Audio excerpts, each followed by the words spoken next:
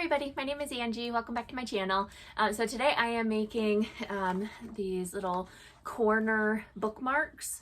So these come together so fast, and they are a great little scrap buster. You can bust these out for holiday gifts this year, or stocking stuffers or whatever.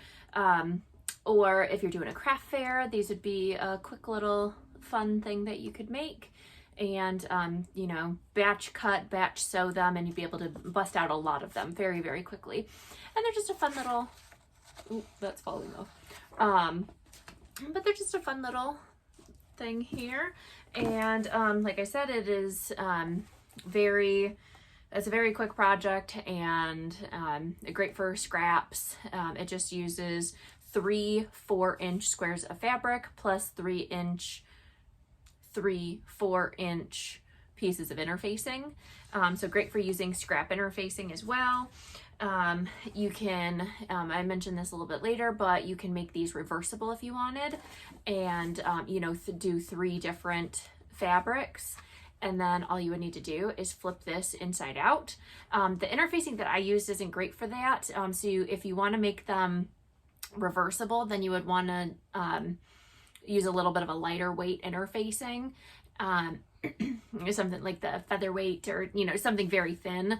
My alarm cut me off just in time for dinner. But yeah, so there we go. And I forgot if I was doing an outro or an intro. I was doing an intro. Yeah, so come along and I'll show you how to make this.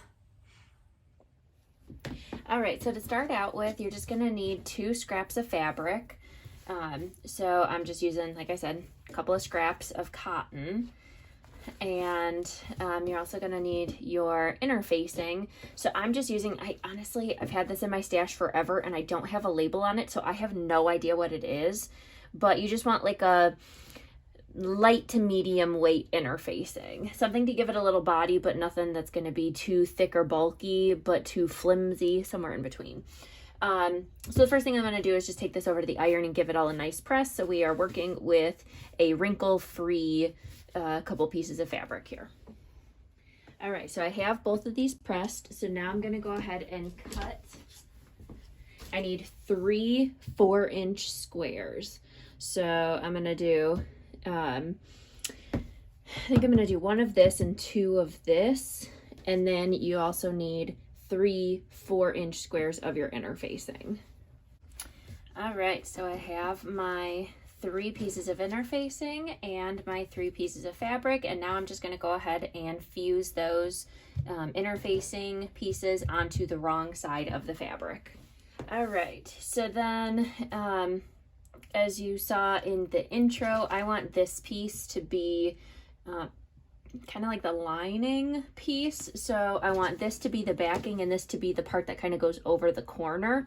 So whichever part you want to go over the corner that's sticking over the front of the pages, you're going to take that piece and fold it in half so that it forms a triangle. And I think I'm going to go ahead and just hit that with the iron just to get it to kind of stay, because the interfacing is making it pop back open. All right, so I have that pressed. So now we're just going to go ahead and layer this together. So we're going to take it and lay it so that the raw edges of this piece match up and fit just like the corner there. And then we're going to take this other piece that we have and lay that on top of it. So we have a nice little sandwich with that little triangle piece in the middle. And then we're going to go ahead and clip it all the way around. And we're going to leave an opening to sew, or to like turn it through, but you want to make sure that you're leaving an opening on one of the edges where the triangle is not. So the triangle is on this side right here. So I want to leave my opening either here or here. And you're only going to do maybe like a 1/2 inch or so, 1 inch to a 1/2 inch on either side, so that you can leave, you know, a couple inches open. Like this is only 4 inches total. So, you know, if you sew 1 inch on either side. That only leaves a 2-inch opening. So, you know, just make sure that you leave an opening there where you can get all this turned through.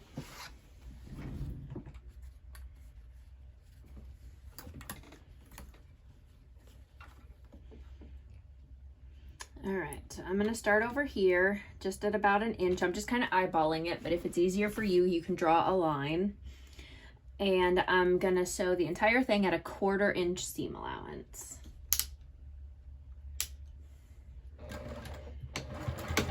Back stitch at the beginning of the end.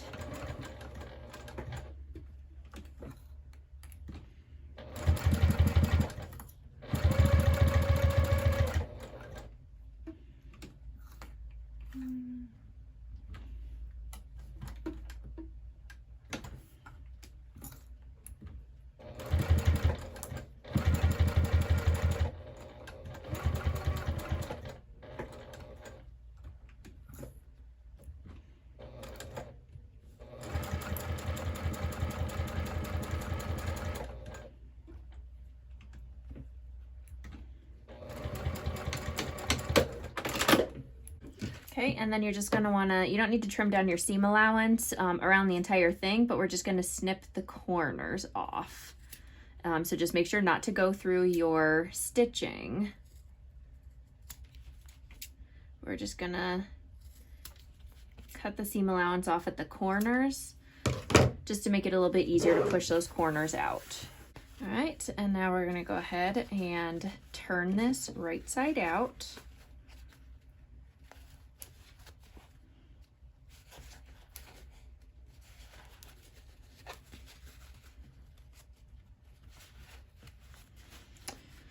And I want it this way.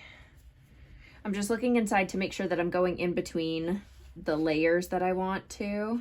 So I'm going in between the two like exterior layers.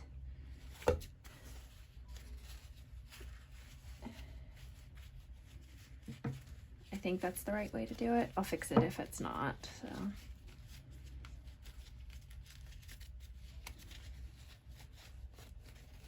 Yeah, there we go.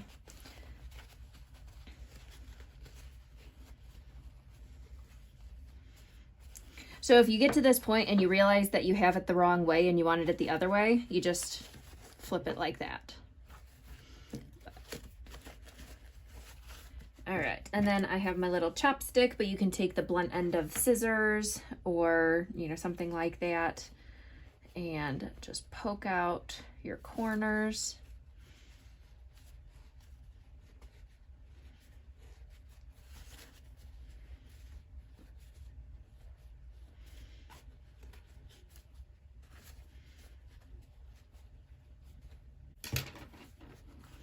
All right, I need to poke that better.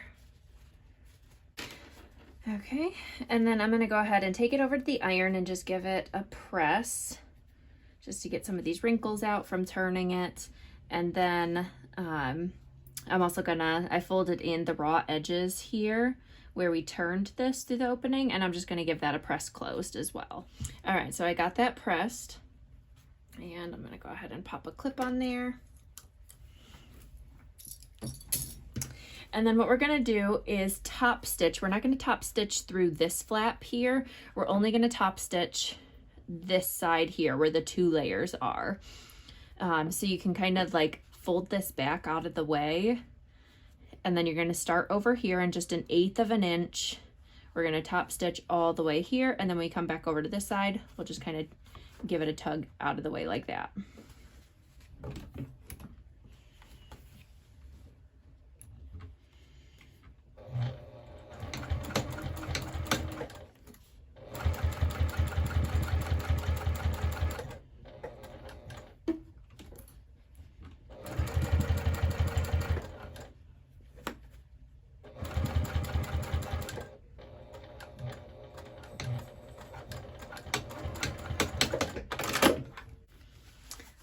And there we go. That is all done. So now we can go ahead and grab our book. Okay, this is just one that I have sitting around that I use for like props in photos, but You can go ahead and just slide it right on there. And there we go. That is our perfect little bookmark. So it shows us exactly where we are. And you can put it on this page, or let's say you're, finished over on this page, you can stick it over there. There we go. And if you wanted, you could even make these reversible and do, different prints. And, you might need to kind of squeeze it a little bit to get it to sit nicely, but, you could easily make this into like a little reversible thing. There we go. I think reversible would work better if you had a little bit of a lighter weight interfacing that you use. The one that I used is kind of thick, so it does make it a little bit stiffer and harder to turn like that. But if you use a lighter weight interfacing, like that featherweight stuff, it would be probably pretty easy to make that reversible. So there we go. Super simple little project. You can whip these up super, super quick. Batch sew these as maybe holiday gifts. There you go. All right, but there we go. That is our little corner bookmark. And, as you can see, it comes together very, very quick. It uses very minimal supplies. And it's just a fun little project for something that you can make if you have any readers in your life. It's a great little, very clear where you were on your book and what page that you're on, because the little corner piece will tell you, okay, I was on this page, or you could stick it over here if you were on this page. So it's just a great little project. So if you enjoyed this, be sure to give it a thumbs up and leave a comment down below if you enjoyed making these, if you found this tutorial helpful. I love hearing that. And make sure to subscribe to stay tuned for other videos. I'll see you next time. Bye.